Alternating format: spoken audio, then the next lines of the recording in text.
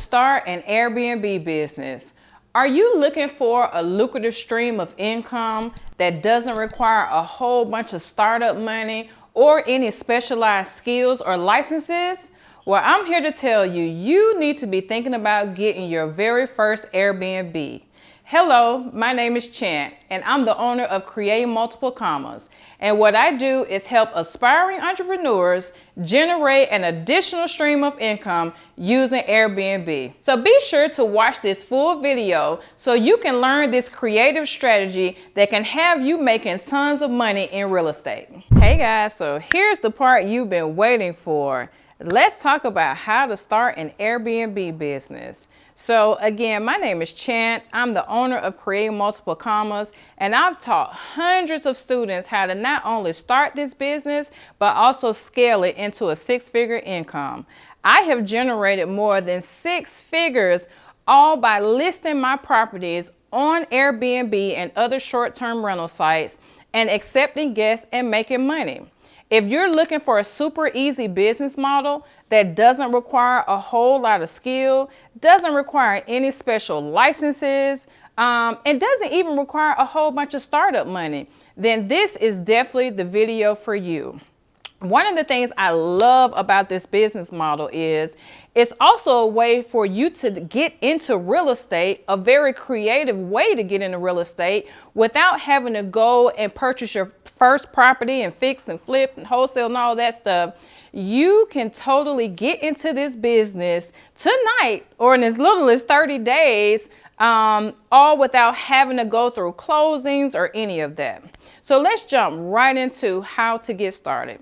Let me tell you a little bit about me. When I started in this business, initially, I remember a friend of mine called me and was like, hey girl, do you know how much money you can make if you list your property on Airbnb? Y'all got the Super Bowl coming there, and I'm telling you, you can make thousands of dollars per night.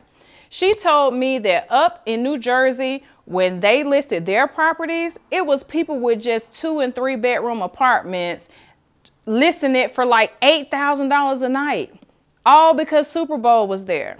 So that was my first time thinking, okay, I don't know about you, but I would love to make $8,000 a night for a property that I already own. So fast forward, I wind up studying wholesaling. I'm thinking about fixing and flipping and remodeling properties and putting them on Airbnb. And I run across a video where a guy said, hey, well, did you know you can use other people's property to totally start this business? And for the first time, I said to myself, well, geez, I'm going to start with that model first. That way I can scale quickly, as I'm also going to be targeting and buying properties to fix and flip. So what I did was I went and got an apartment just right downtown in the city where I live here in Georgia. And on my first property, guys, I got a 2-bedroom apartment and I netted $2,000 on the very first month. Now, when I got this lease, I got it in my business name, which I'm going to talk about here shortly. And I also, operating costs may have been about $1,400 a month, but I spent about maybe $2,500 on furniture. I had no idea that it was going to generate over $3,000. And like I said, I'm netting after expenses $2,000 in my pocket. So literally, I was able to get a return on my investment within the first 60 days. Talk about a no-brainer. So you know what I did, right? Literally, I went and scaled and got multiple properties and got more so that I could totally start generating this lucrative income every single month. So let's talk about the different ways and the different things that you need to have in place if you want to get started with this business model. So one, I always recommend that you have a properly structured LLC. What that means is you want to go to your Secretary of State site. You want to pay the filing fee and establish an LLC, which basically means now you have a business. And that way you have a properly structured entity when you're going to lease properties and going to acquire other people's property for this business model. Now, let me back up a little bit. If you already own a property, now you can totally get started tonight if you want to. Matter of fact, Airbnb is going to pay you a free $40 to get started. I've included a link below where you can create your free host account and literally get started, like I said, ASAP. And a couple of properties that you can use are if you have a basement, if you have a mother-in-law suite, you can even rent out rooms. I have a student in my program that rents out about 2 to 3 bedrooms in her home. She charges $1,300 per room. So think about how much money that is. So if you already own any type of property, you could totally get started with just that property that you already own. But now let's get back into what I was talking about with the LLC.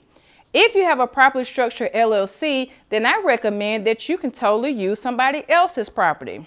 And the way that you do that is you go on sites like Zillow.com or apartments.com and you look up properties where they're offering a lease, and you're going to reach out to that property owner and you're going to ask them, can you lease it under your business name? Now you may be saying, well, how do I know where to get the property from, or how would I even know if it's a profitable area? Got a solution for that too. You want to go on sites like Airbnb. So that's D as in dog, N as in Nancy, A as in apple. Or there's another site called data, D-A-T-A, .rabbu, R-A-B-B-U. And you want to look up the profitable cities. So for example, when you go on Airbnb, you put in the city that you're thinking about. And what you want to pay attention to is they have a portion up top that tells you the rental demand in the area. You want to make sure that that rental demand number is at least 65 and above. They also will tell you how many active rentals are in the area. So you want to take a look at that number to see how many people actually have a rental that they're using on short-term rental sites.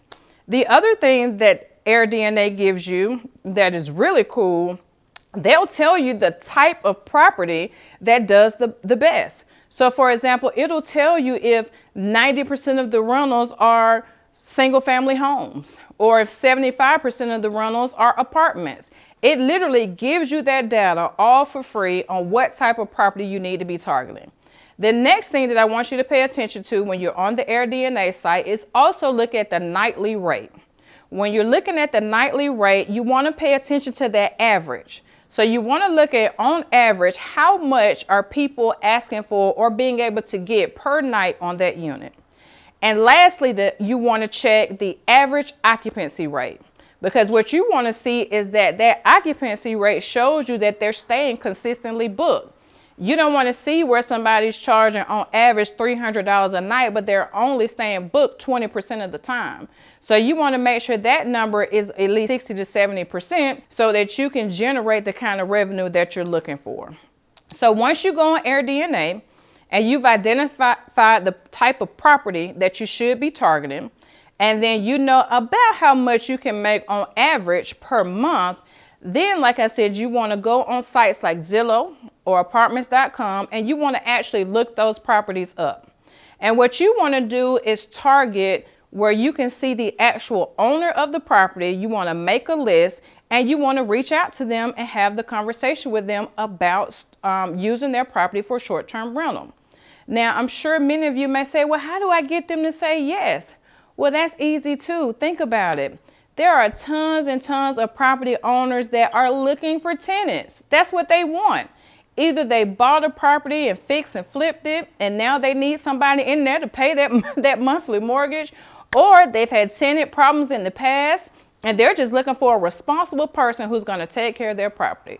So when you reach out to them, you want to make sure, again, that you have your LLC properly structured and that you look like a professional structured entity, so that when you're having that conversation with them, you can present yourself in a way that they trust you and that you're credible.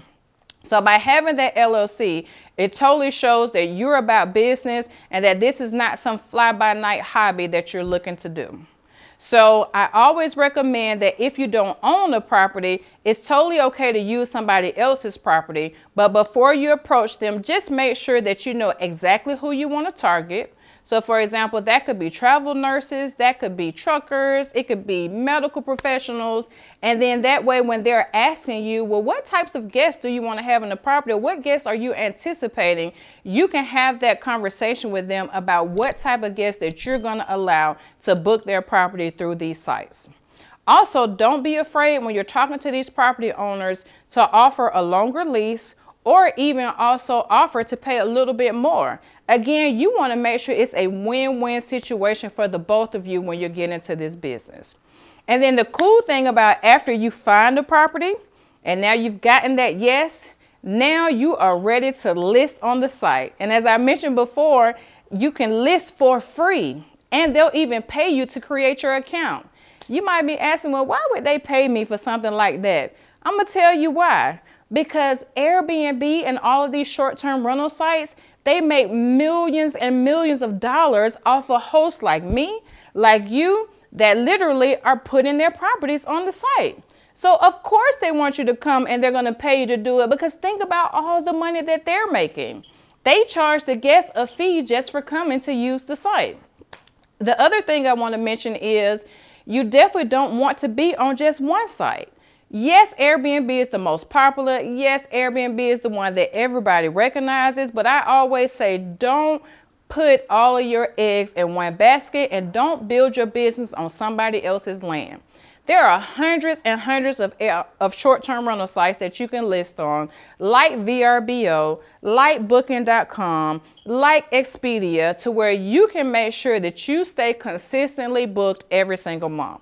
So now that you've gotten their property, and now you've listed it on multiple sites, you want to make sure that in your listing that you have a really good description, that you have a really good title, and that you definitely put house rules that are allowed in your property. So what does that mean? If you don't want pets in your property, you want to list that in the house rules. If you don't allow smoking in your property, you want to list that in the house rules. You want to list every single thing that you're okay with and what you're not okay with in that listing to make sure that guests know exactly what's expected when you come. And if you're having trouble kind of identifying what that is, just go to the Airbnb site and just look at what other hosts are putting in their listing. That makes it super easy for you. The other thing I'm going to recommend that you do is you definitely want to have some really good pictures. Guests, when they're searching, they're going to click on your listing based on how the pictures look. So you need to hire a photographer that specializes in real estate photography, or you need to go to YouTube University and figure out how to make your pictures pop. But either way, you want to make sure that you have some really good pictures on your listing. And then lastly, you want to make sure that you research how much you can charge per night on the app so that you're maximizing your money and you're getting the most bang for your buck. You don't want to be listing your property for $75 a night when you really could be charging $199. So make sure that you check your calendar and that you have those prices listed in a way that you can maximize your earning potential. So you have now gotten your property, you have gotten your pictures done, you have listed it on the short-term rental sites, you have your pricing in there, and now you are ready to go. The only other thing I recommend is you definitely want to at some point automate your operations so that you can totally earn passive income. But guys, those are the steps to start an Airbnb business. And I'm telling you, this is a proven strategy that is a lucrative business model that has been going on for decades. So I advise you to tap in. If you need more information or you're wanting more personalized guidance, definitely click on the link below in my description and you can totally join my mentorship program. In my program, I actually coach you through every single step of this process. I give you my step-by-step blueprint that I use to scale to over 6 figures, all my templates, all my scripts, a whole list of short-term rental sites. I package it up for you in a bow and hand it to you. And just because you stay and watch the full length of this video, I'm also going to offer you a discount. If you enter coupon code commas when you go to checkout, then you'll get 30% off. So I advise you again to tap in to this super easy business model, and I can't wait to see you on the other side.